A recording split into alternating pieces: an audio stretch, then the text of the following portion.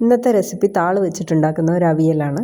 താള് കൂട്ടാൻ പറ്റിയ സമയമാണിത്. കർക്കിടക മാസത്തിൽ മഴയൊക്കെയുള്ള സമയത്ത് താള് ചൊറിയില്ല. അപ്പോൾ ആ സമയത്ത് താളൊക്കെ കറി വെച്ച് കൂട്ടാം. നല്ല ടേസ്റ്റി ആയിട്ടുള്ള ഒരു അവിയലാണ്. താള് കൂട്ടാൻ മടിയുള്ളവരെ കഴിപ്പിക്കാനുള്ള ഏറ്റവും നല്ല മാർഗ്ഗമാണിത്. അപ്പോൾ കണ്ടു നോക്കാം.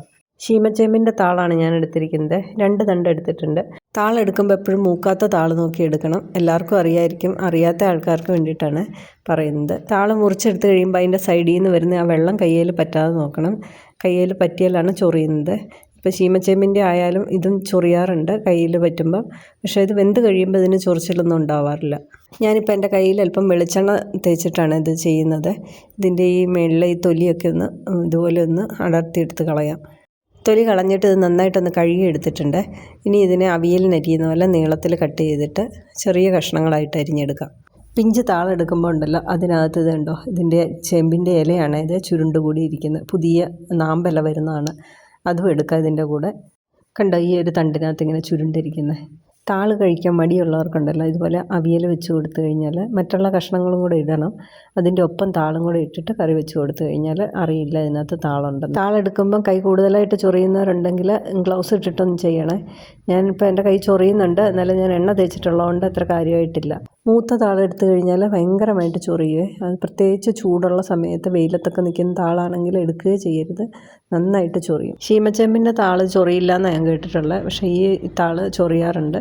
കൈ കൊണ്ട് എടുക്കുമ്പോഴുള്ള ചെറിയൊരു ചൊറിച്ചിലേ ഉള്ളൂ. അത് കഴിഞ്ഞ് നമ്മൾ ഉണ്ടാക്കി കഴിഞ്ഞാൽ ചൊറിയില്ല. ഇതെല്ലാം ഞാൻ നീളത്തിലൊന്ന് കട്ട് ചെയ്തെടുത്തിട്ടുണ്ട്. ഇനി ഇതിലേക്ക് ഒരു കാര്യം കൂടെ ചെയ്യാം. ഒരു പ്ലേറ്റിലേക്ക് എടുത്തിട്ട് കുറച്ച് ഉപ്പിട്ട് കൊടുക്കുക. എന്നിട്ട് കൈ കൊണ്ട് നന്നായിട്ട് തിരുമ്മിയിട്ട് അതിൻ്റെ വെള്ളം കളയണം.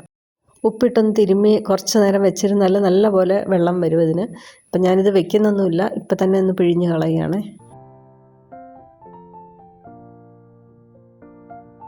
ഇപ്പം ഞാനെല്ലാം പിഴിഞ്ഞെടുത്തിട്ടുണ്ട്. ഇത്രയും വെള്ളമാണ് കിട്ടിയത്. കുറച്ച് നേരം വെച്ചിരുന്നാൽ കുറച്ചുകൂടെ വെള്ളം ഇറങ്ങിയേനെ. ഇനി ഈ താള അവിയലിൻ്റെ ബാക്കി കഷ്ണത്തിൻ്റെ കൂടെ ഇട്ട് കൊടുക്കുക. ഇവിടെ ഞാൻ കുറച്ച് കഷ്ണങ്ങളൊക്കെ അരിഞ്ഞെടുത്ത് വെച്ചിട്ടുണ്ട്. പയറ്, ക്യാരറ്റ്, കായ, മുരിങ്ങക്ക, വെള്ളരിക്ക, പിന്നെ കപ്പളങ്ങയും കൂടെ എടുത്തിട്ടുണ്ട്. കാരണം നാടൻ അവിയലല്ലേ, അപ്പോൾ അതിനകത്ത് അതും കൂടെ ഇരിക്കട്ടെ എന്ന് വിചാരിച്ചു. ഇനി ഇതിലേക്ക് പിഴിഞ്ഞ് വെച്ച താളും കൂടെ ഇട്ട് കൊടുക്കുക.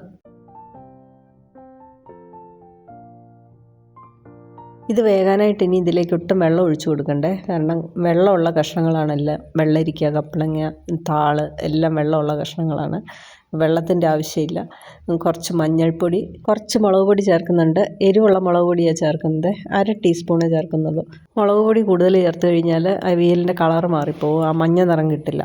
ഇനി കുറച്ച് വെളിച്ചെണ്ണ, ആവശ്യത്തിന് ഉപ്പും കൂടെ ചേർത്ത് എല്ലാം കൂടെ ഒന്ന് മിക്സ് ചെയ്ത് മൂടി വെച്ച് വേവിക്കാം. ലോ ഫ്ലെയിമിൽ വേണം വെക്കാനായിട്ട്. നമ്മൾ വെള്ളം ഒഴിച്ചു കൊടുത്തിട്ടില്ലല്ലോ, അപ്പോൾ ചട്ടി ചൂടായി വന്നാൽ മാത്രമേ വെള്ളം ഇറങ്ങുള്ളൂ. താള് വീട്ടിലില്ലാത്തൊരു നാടൻ സാധനങ്ങളൊക്കെ ഈ ഒരു സമയത്ത് വാങ്ങാനാണേലും കിട്ടും. അങ്ങനെ വാങ്ങിച്ചിട്ടാണേലും കഴിക്കണം. ഈ മഴക്കാലത്താണ് ഇത് കഴിക്കാൻ ഏറ്റവും പറ്റിയ സമയം. വയറിനാണേലും ഒത്തിരി നല്ലതാണ്. ഇനി ഞാനിതൊന്ന് മൂടി വെച്ച് കൊടുക്കുന്നുണ്ട്. ഇനി ഇതിൻ്റെ അരപ്പൊന്ന് റെഡിയാക്കാം. സാധാരണ അവിയലിന് അരയ്ക്കുന്ന പോലെ തന്നെ മിക്സിയുടെ ജാറിൽ ഞാൻ 2-3 ഉള്ളി, എരിവിന് ആവശ്യത്തിനുള്ള പച്ചമുളക്, കുറച്ച് കറിവേപ്പില, കുറച്ച് പുളിയും കൂടെ എടുത്തിട്ടുണ്ട്.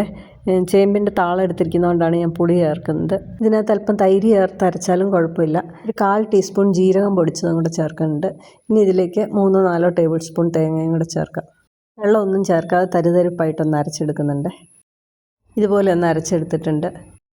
നമ്മൾ വേഗം വെച്ചിരിക്കുന്ന കഷ്ണം ഇടയ്ക്കൊന്ന് തുറന്ന് നോക്കണേ. കാരണം അതിനകത്ത് വെള്ളം ഒഴിക്കാതെ വെച്ചിരിക്കുന്നതുകൊണ്ട് വെള്ളം ഇറങ്ങുന്നുണ്ടോ എന്ന് നോക്കണം. അപ്പം ഞാൻ ഇടയ്ക്കൊന്ന് തുറന്ന് നോക്കിയപ്പം വെള്ളമുണ്ട് ആവശ്യത്തിന്.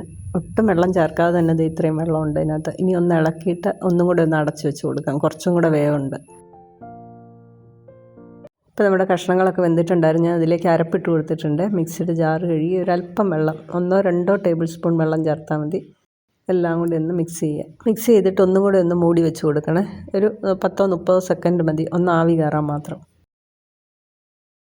അപ്പോൾ ഇതിൻ്റെ മൂടിയൊന്ന് തുറന്നിട്ടുണ്ട്. ആവി നല്ലപോലെ വന്നിട്ടുണ്ട്. ഇനി ഇതിലേക്ക് നല്ല പച്ച വെളിച്ചെണ്ണയും കൂടെ ഒഴിച്ചു കൊടുക്കാം, ഫ്ലെയിം ഓഫ് ചെയ്തതിന് ശേഷം. അപ്പോൾ നമ്മുടെ അവിയൽ റെഡി ആയിട്ടുണ്ട്. നല്ല ടേസ്റ്റി ആയിട്ടുള്ള അവിയലാണിത്. ഇതിനകത്ത് താളിട്ടിട്ടുണ്ടെന്ന് പറയേയില്ല. അപ്പോൾ ഇതുപോലെ അവിയൽ നിങ്ങളും ഉണ്ടാക്കാറുണ്ടോ എന്നൊന്ന് കമൻറ്റ് ചെയ്യണേ.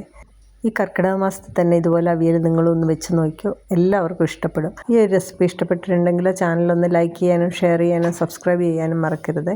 പുതിയൊരു വീഡിയോയുമായി വീണ്ടും കാണാം. താങ്ക്